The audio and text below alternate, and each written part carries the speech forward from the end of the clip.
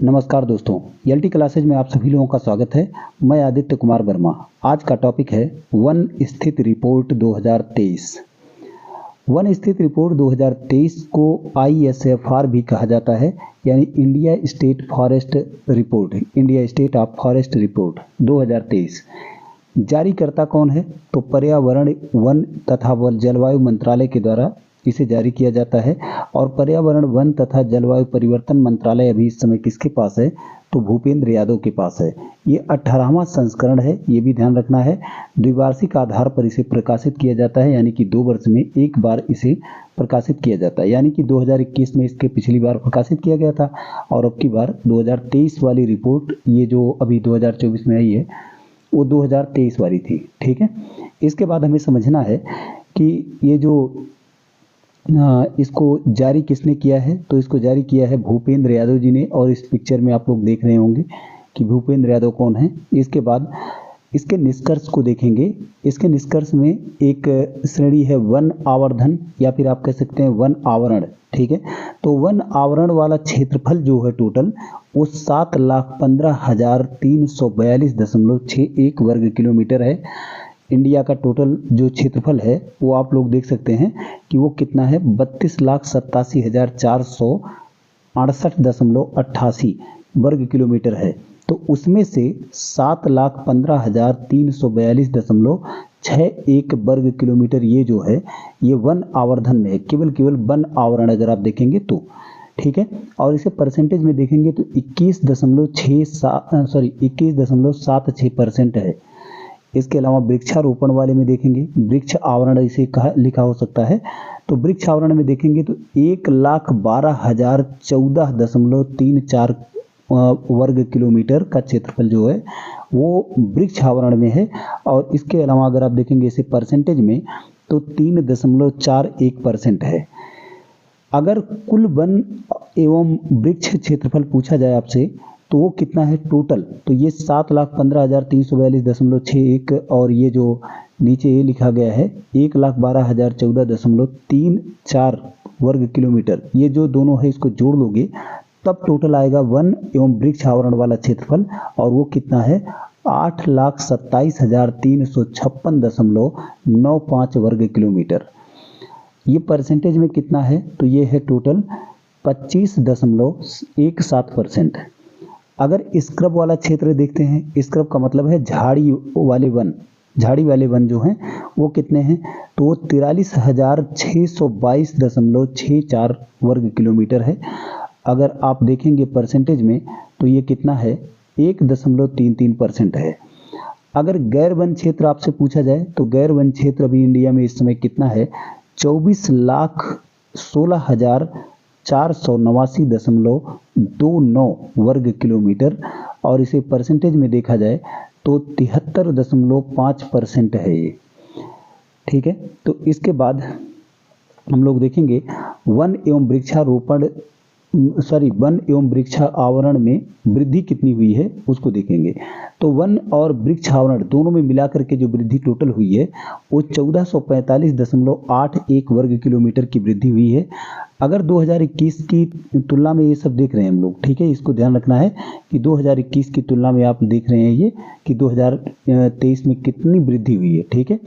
अगर केवल वन आवरण में आप देखेंगे तो 156.41 वर्ग किलोमीटर की वृद्धि हुई है।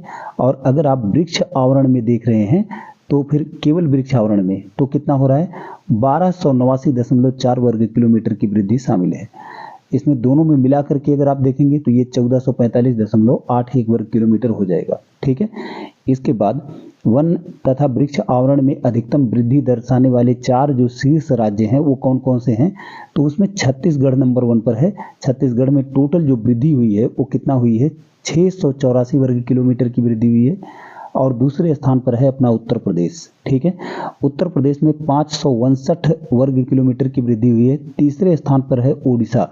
यहाँ ध्यान रखिएगा ये दशमलव में है कुछ, तो दशमलव में उत्तर प्रदेश नंबर 1 दूसरे पे आएगा और तीसरे स्थान पे आएगा उड़ीसा।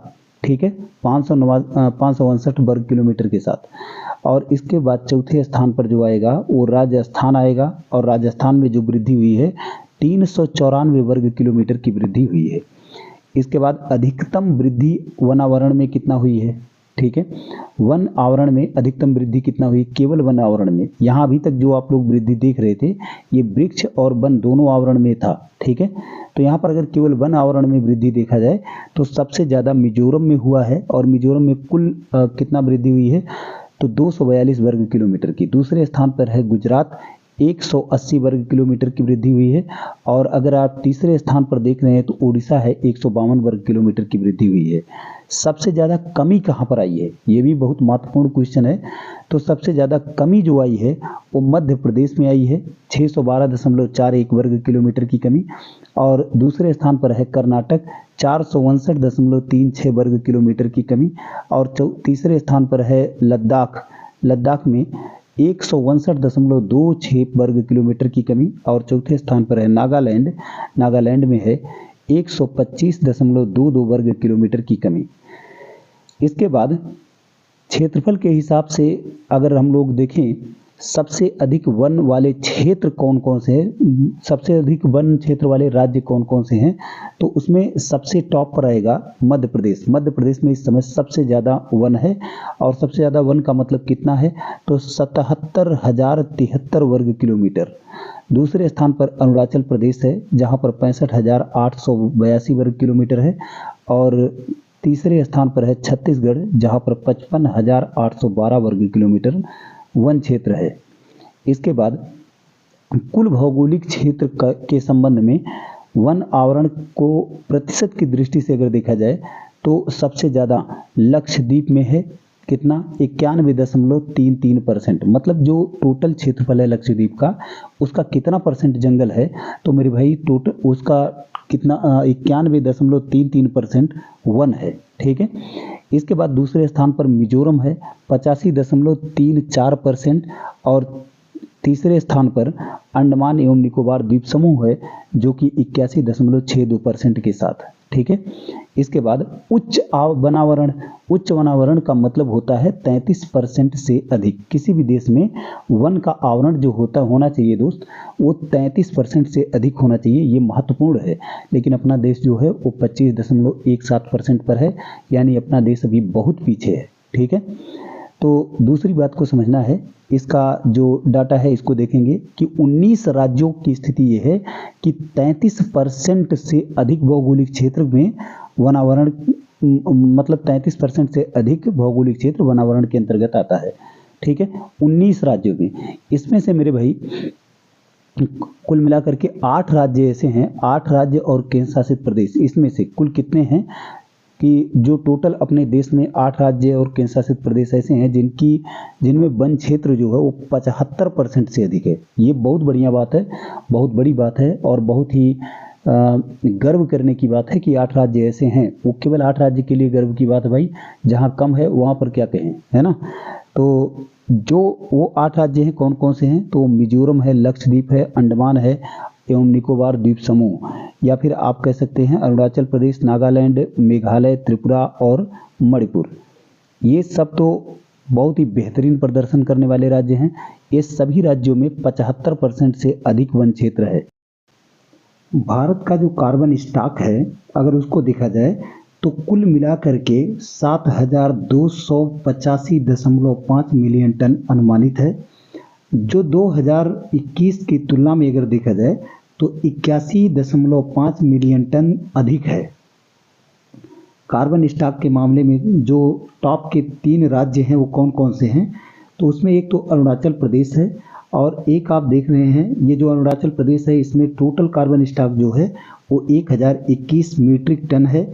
और इसके अलावा उसके बाद अगर दूसरे स्थान पर देखेंगे तो मध्य प्रदेश है। मध्य प्रदेश का जो कार्बन स्टॉक है वो 608 मीट्रिक टन है। तीसरे स्थान पर आप देखेंगे तो छत्तीसगढ़ है जो कि 505 मीट्रिक टन है जहां पर, और चौथे स्थान पर देखेंगे तो महाराष्ट्र है 665 मीट्रिक टन के साथ। इसके अलावा भारत का जो कार्बन स्टॉक है वो 30.43 बिलियन टन कार्बन डाइऑक्साइड के समतुल्य तक पहुंच गया है। इसके अलावा देखेंगे 2005 के आधार वर्ष से अगर आप देखते हैं तो 2.29 बिलियन टन अधिक है। अगर 2030 के जो 2023 का जो लक्ष्य रखा गया है 2.5 से 3.0 बिलियन टन तक, तो उसके करीब पहुंच चुका है, ये मानने की बात है। ये मतलब सही बात है कि उसके पास तक पहुंच गया है, तो ये बहुत अच्छी बात है। इसके बाद आगे देखेंगे क्षेत्रीय प्रदर्शन कैसा रहा है, मतलब कि रीजनल जो परफॉर्मेंस है वो कैसी रही है। तो पश्चिमी घाट पारिस्थितिकी संवेदनशील क्षेत्र जो है यानी कि WGESA,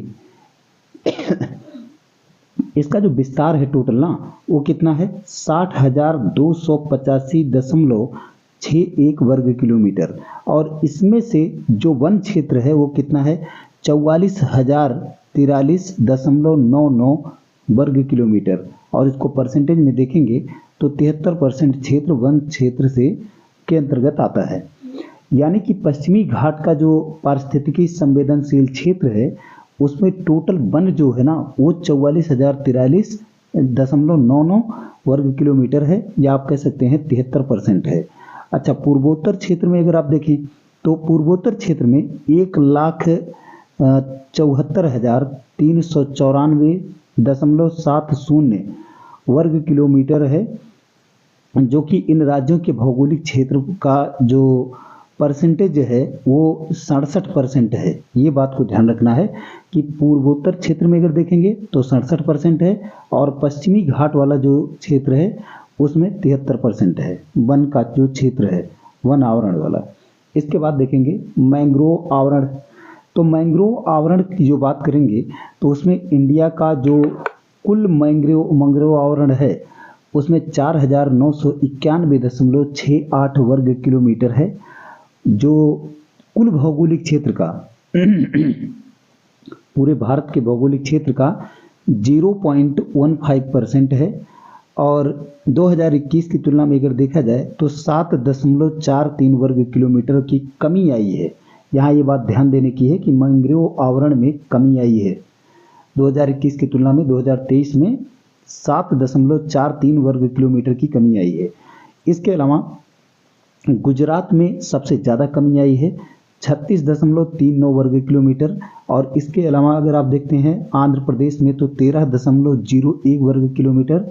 उसके बाद तीसरे स्थान पर अगर आप देखते हैं महाराष्ट्र को, तो महाराष्ट्र में 12.39 वर्ग किलोमीटर की वृद्धि देखी गई है। इसको ध्यान रखना है थोड़ा, ठीक है। तो इसके बाद